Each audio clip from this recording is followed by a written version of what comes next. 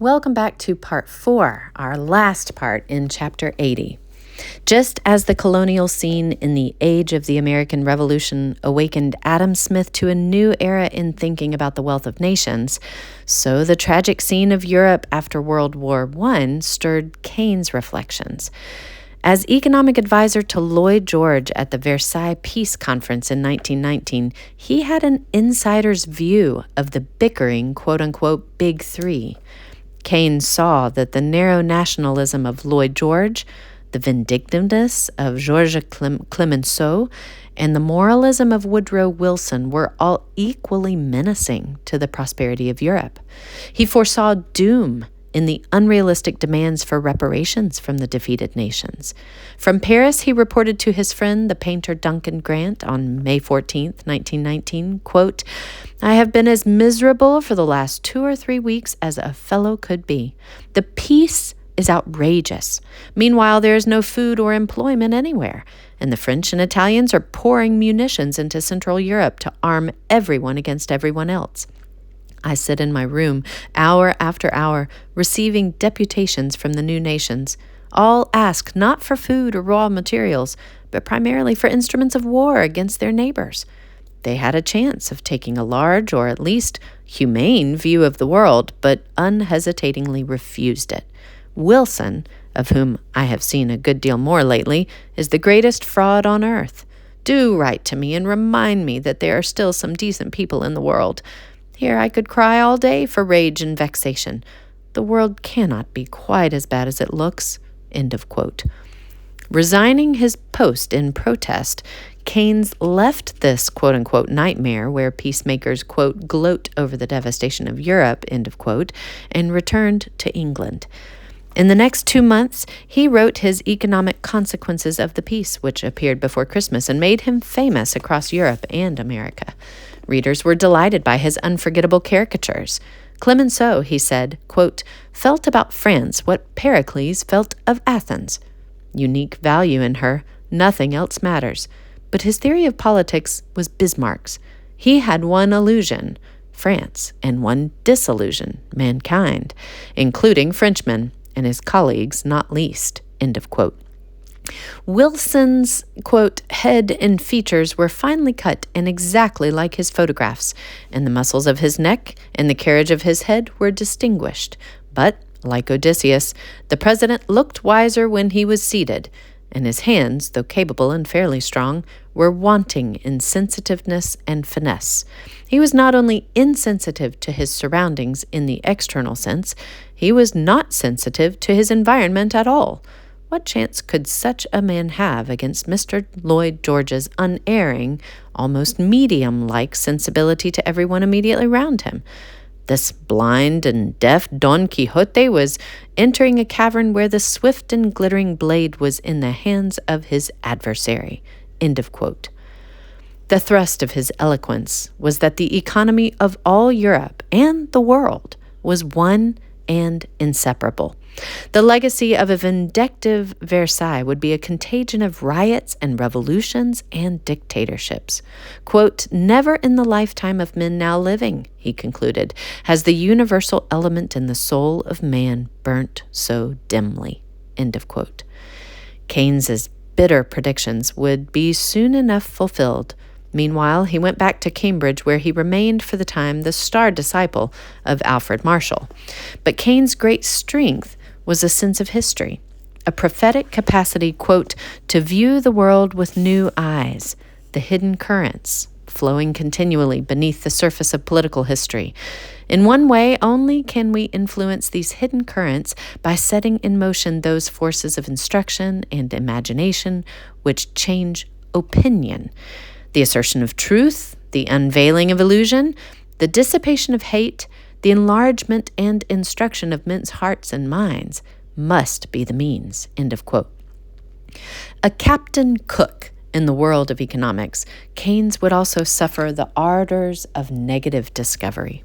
While Adam Smith and his classical disciples had been focusing on wealth and its causes in the marketplace, a whole new social phenomenon, a specter, a more negative phenomenon in the world of wealth-oriented theorists, had come into being.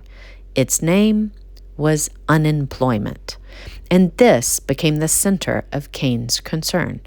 As early as 1924, when unemployment in British mines, shipyards, and factories reached 1 million, Keynes began to loosen some of the neoclassic dogmas to encompass this growing evil. He joined Lloyd George, who was no economist, in calling for a large program of public works. Does employment need a drastic remedy? Keynes asked in May 1924. His emphatic answer was to use the Treasury's sinking fund, quote, to spend up to, say, £1 million per year on the construction of capital works at home, enlisting in various ways the aid of private genius, temperament, and skill, end of quote. To the objections of his neoclassical colleagues, he replied, quote, our economic structure is far from elastic, and much time may elapse and indirect loss result from the strains set up and the breakages incurred. Meanwhile, resources may lie idle and labor be out of employment. We are brought to my heresy, if it is a heresy. I bring in the state. I abandon laissez-faire, not enthusiastically, not from contempt of that good old doctrine, but because, whether we like it or not, the conditions for its success have disappeared. It was a double doctrine. It entrusted the public weal to private enterprise unchecked and unaided. Private enterprise is no longer unchecked. It is checked and threatened in many different ways. There is no going back on this. The forces which press us may be blind, but they exist and are strong. And if private enterprise is not unchecked, we cannot leave it unaided. End of quote. The Great Depression, beginning in the 1930s, that was marked in the United States by the resounding defeat of Herbert Hoover and the election of the cheerful empiricist Franklin D. Roosevelt, was a worldwide phenomenon. In 1932, there were 10 million unemployed in the United States alone. In Keynes' eyes, the Depression was marked less by the ancient evil of poverty, that is, lack of wealth, than by this modern evil of unemployment. He was shifting the focus of economic theory from the impersonal mechanisms of the marketplace to the spectacle of wasting and despairing human beings. By 1936, Keynes had elaborated a theory for his new perspective. Considering Keynes's humanistic temperament, it is remarkable that he wrote a book unintelligible to the general public. Adam Smith's book had been written for the literate reader, for those who enjoyed Gibbon's Decline and Fall, for there was still no profession of economics. By contrast, Keynes's general theory of employment, interest, and money was written only for experts in the new science, and its argument cannot be fairly summarized in a paragraph. But its impact through economists on the popular thinking about economics was plain enough, and it became the most influential work of economic science written in the 20th century. What was most radical and most revisionary was his new focus on a modern evil that had not seemed to be a significant social phenomenon until his age. The word unemployment does not enter common use in the English language until about 1895. And within 40 years, Keynes was the first to make the problem central to the whole theory of economics. His seminal book, as his most productive disciple and his definitive biographer R.F. Harrod explained, was, quote, basically an analysis in terms of fundamental economic principle of the causes of unemployment, end of quote. Keynes's conclusion was that a substantially free market society could be preserved and continuous full employment assured only by the timely intervention of the state with public works or other expedients. He was led to this conclusion by two simple but subtly argued propositions, both radical revisions of laissez-faire dogma. There was no wage so low, he explained, as to lead to full employment.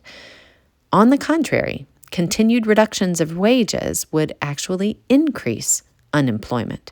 In place of individual demand in the marketplace, he offered the crucial notion of, quote, aggregate demand, end of quote, which was the product not only of individual consumers, but of spending by all private investors and government agencies. He gave human expectations themselves a new and leading role in economic theory. In other words, the processes of the marketplace were neither so automatic nor so benignly self-regulating as the classical economists had imagined. To keep a capitalist community fully employed, the, quote, invisible hand, end of quote, must become visible, and a benign government must control the flow of investment, increasing investment in public works to ensure that aggregate demand would provide full employment. Seldom has one scientific book so speedily shaped the policies of government or so widely converted the councils of government to abandon an inherited orthodoxy. In the United States, Keynes' ideas guided Franklin D. Roosevelt's New Deal, shaped the Employment Act of 1946, requiring the federal government to take measures to keep up employment, and Keynesian policies were pursued by President John F. Kennedy and his successors. At the Bretton Woods Conference in 1944, and in helping to create the International Monetary Fund and the World Bank, Keynes aimed to embody his theories in worldwide institutions to prevent recurrence of another Great Depression. The awakening power of Keynes, like that of seminal thinkers in other sciences, was not confined to those who understood or accepted his doctrines. His notions of aggregate demand and his proposals for government intervention in the economy led to the collecting of fuller and more accurate statistics on national income in Britain and elsewhere. But most important, his luminous, restless mind and his feeling for the human role in the economic world saved the new science of economics from its first orthodoxy.